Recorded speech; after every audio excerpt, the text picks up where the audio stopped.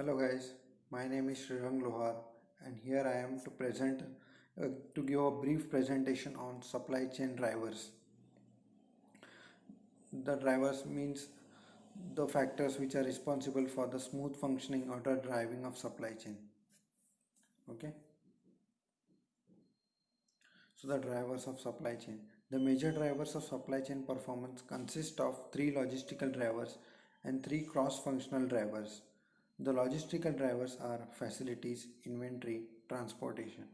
The cross-functional drivers are information, sourcing, and pricing. Company supply chain achieve the balance between responsiveness and efficiency that best meets the needs of the company's competitive strategy. So here they have classified the drivers mainly into two categories, that is logistical drivers and cross-functional drivers. Logistical drivers include facilities, inventory and transportation, while cross-functional drivers include information, sourcing and pricing. So here is a chart which gives how a supply chain performs by the factors of the drivers affecting it. So supply chain efficiency and responsiveness, at the center is supply chain structure. So there are six factors or six drivers, that are inventory, transportation, facilities, information, sourcing and pricing. So the first one, facility. Facilities are the actual physical location in supply chain network where products are stored, assembled or fabricated. So you can say that facilities, or you can say factories or stores. It is the term used here is facility. The two major types of facilities are production sites, that is factories, and storage sites, that is warehouses or storage yards. Factories can be built to accommodate one of the two approaches to manufacturing, that is product focus and functional focus. The product focus strategy is a factory that makes a product focus performs the range of different operations required to make a given product line, from fabrication of different product parts to assembly of these parts. Means a factory can only concentrate on the product, so it doesn't matter that how many processes are involved. It undergoes different types of processes to manufacture that unique kind of product.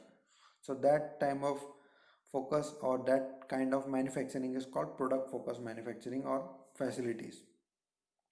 And the second is functional focus, means the facility is designed in such a way that certain limited operations are only can be performed in the facility, so that it gives a limitation to certain products that can be manufactured in the facility.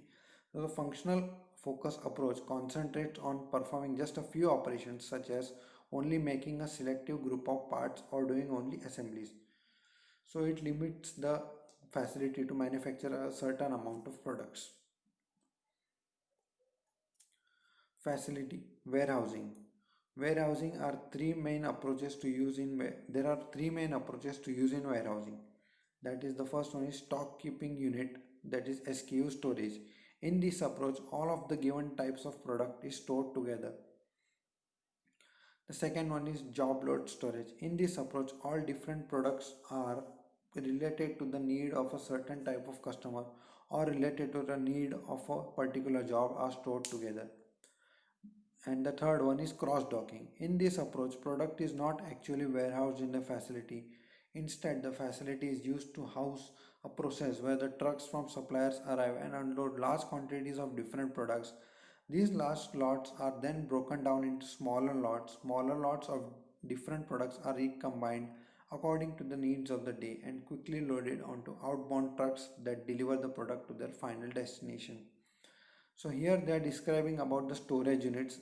The first they described about the types of facility, and now they are differentiating the types of storage units, that is stock keeping unit, job lot storage and cross docking. So this way they have differentiated three types of storages. So the fundamental trade-off that managers face when facilities decisions making facility decisions between the cost of the number, location and type of facility, efficiency and the level of responsiveness that this facility provides the customers. हाँ बोला.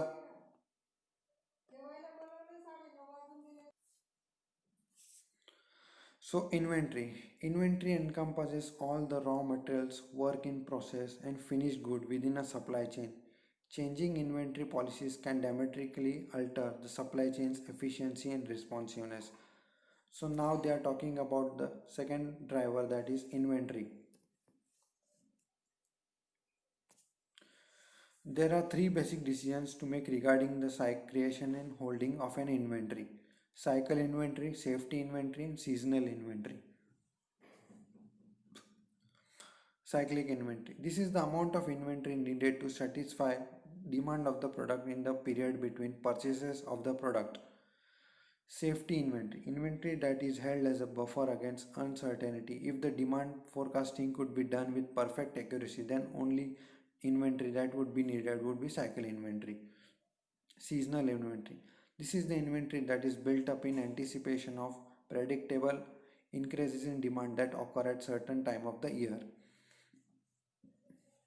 So they So here they are talking about the type of inventory required, or they are classified the inventory in three types: cycle inventory, safety inventory and seasonal inventory. Cycle inventory means the inventory that is ordered or required as per the demand of the product. Safety inventory is as the buffer inventory during emergency or when the transportation is cut down. So such type of inventory is known as safety inventory. Seasonal inventory. This inventory is built up in anticipation of predictable increases in demand that occur. Seasonal inventory depends upon the type of the product, which is dependent upon festivals or seasons, you can say. So the demand varies according to festivals or season. That type of inventory is known as seasonal inventory. So the third driver is known as transportation. Transportation entails moving inventory from point to point in the supply chain. Transportation can take the form of many combination of modes and routes, each with its own performance characteristics. There are six basic modes of transport that a company can choose from. Ship. Ship is very cost efficient but also the slowest mode of transport. It is limited to use between locations that are situated next to the navigable waterways and facilities such as harbors and canals. Rails, which is also very cost efficient but can be slow. Mode is also restricted to use between locations they are served by rail lines. Third one is pipelines. Can be very efficient but are restricted to commodities that are liquid and gases such as water, oil and natural gas.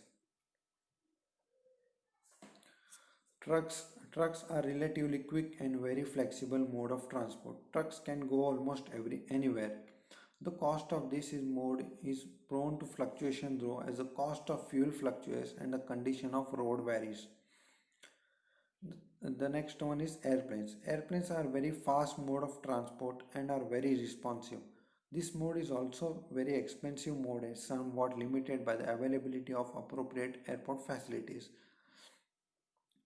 And the last one is electronic transport. Electronic transport is the fastest mode of transport and it is very flexible and cost efficient.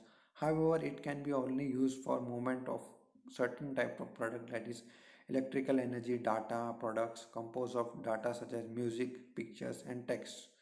So electronic transport is mainly for the IT industry, software industry, where the data is all software based and digital form. So for them the transportation can be electrical transport, and all the transportations discussed previously are everyone well aware about. So the next driver is information. Information serves as the connection between various stages of a supply chain, allowing them to coordinate and maximize total chain profitability. It is also crucial to the daily operation of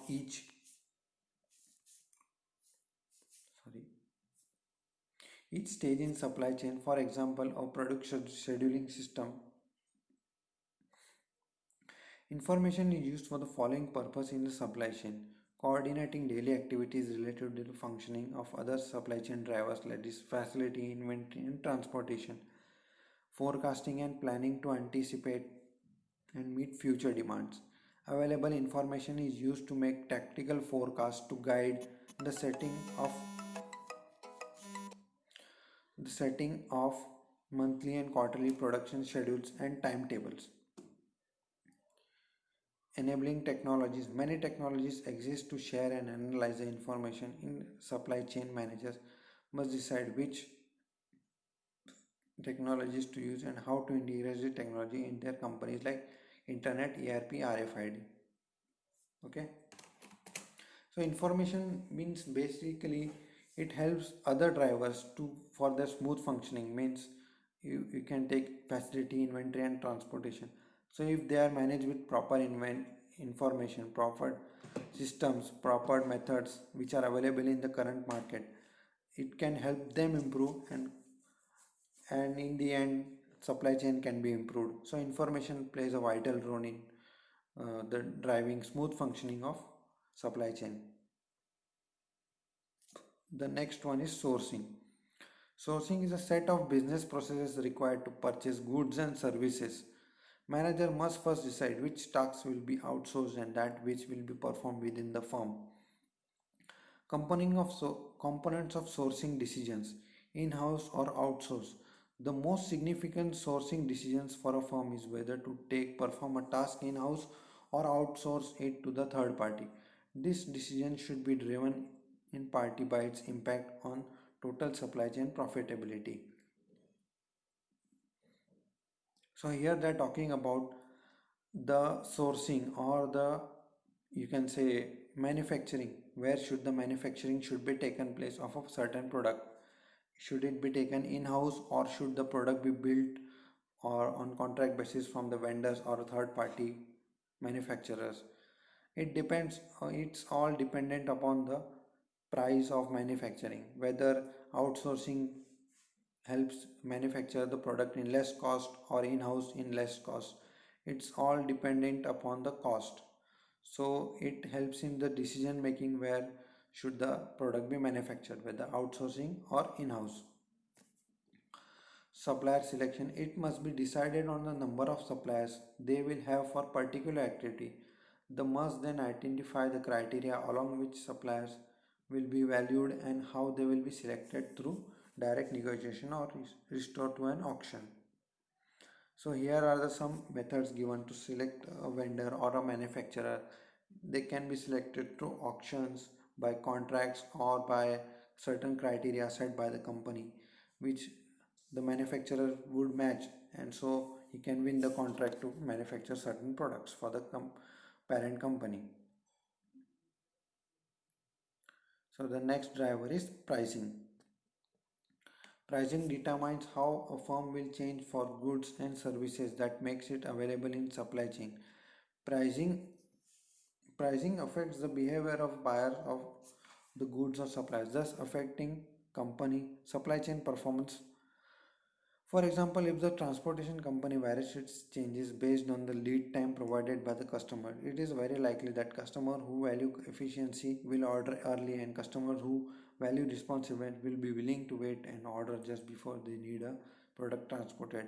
This directly affects the supply chain in the terms of levels of responsiveness required as well as the demand profile that the supply chain attempts to serve. Pricing is also a lever that can be used to match supply and demand. So pricing, the price of the overall product, that is raw material which flows from one vendor to another or through companies till the final product, also affect the final cost of the product, through which the customers can be affected. If the cost is very high, the customers may get dissatisfied, or if the lead time is affected due to pricing, the customer may get unhappy. So all these factors are affected by pricing, or you can say time. So pricing is also an important factor while deciding the supply chain and smooth functioning of the supply chain. So the components of pricing decision are fixed price versus menu pricing. A firm must decide whether it will charge a fixed price for its supply chain activities or have a menu with prices that vary with small other attributes such as response time or location of the delivery. Everyday low pricing versus low high pricing. So here are some examples to decide pricing that company should set. It should have a fixed prices or should have varying prices according to locations or according to the suitable criteria of the company.